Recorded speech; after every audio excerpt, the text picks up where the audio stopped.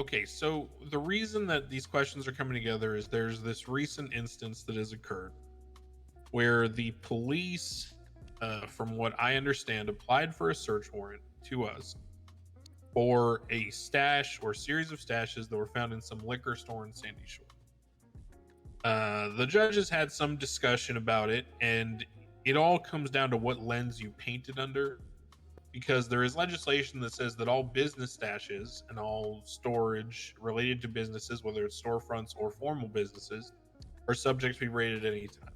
And then if it's not a business storage or business stash, it's also just the question of then we revert to is the building public or private property, state owned or privately owned. We do have some public, publicly owned items in the state, and we have some privately. For example, we used to have public gas stations, and they've all been privatized and Ron Oil and all that.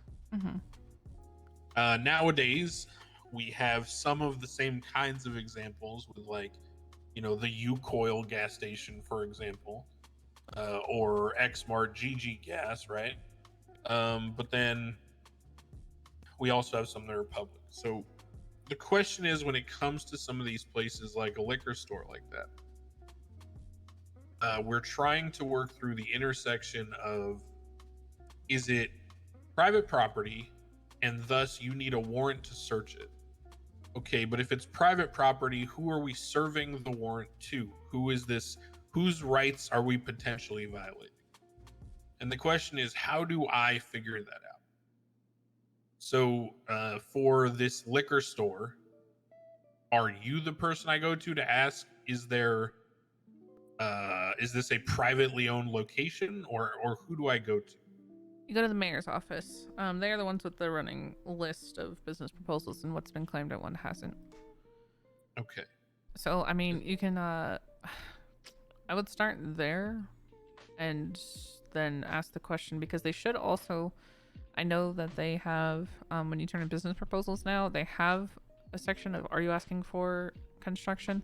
And then, if it is owned or isn't owned, they will tell you that. If it is owned, then you can come to me and I'll find out if there's been construction, which is pretty easy to tell.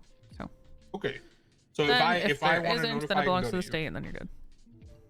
Okay, so then if it belongs to the state, meaning it's like a state-owned liquor store. Yep.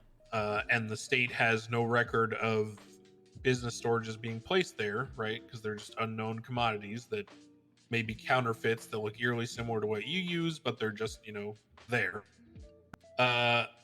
Then it would revert to abandoned property. And so they would be subject to search and seizure regardless of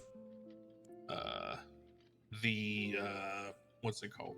The legislation surrounding storefronts. That's where I was at, and that's what I'm trying to work through. Yeah, it should. Protocol. I think it would be pretty much cops come to you asking to do the thing, you to mayor's office.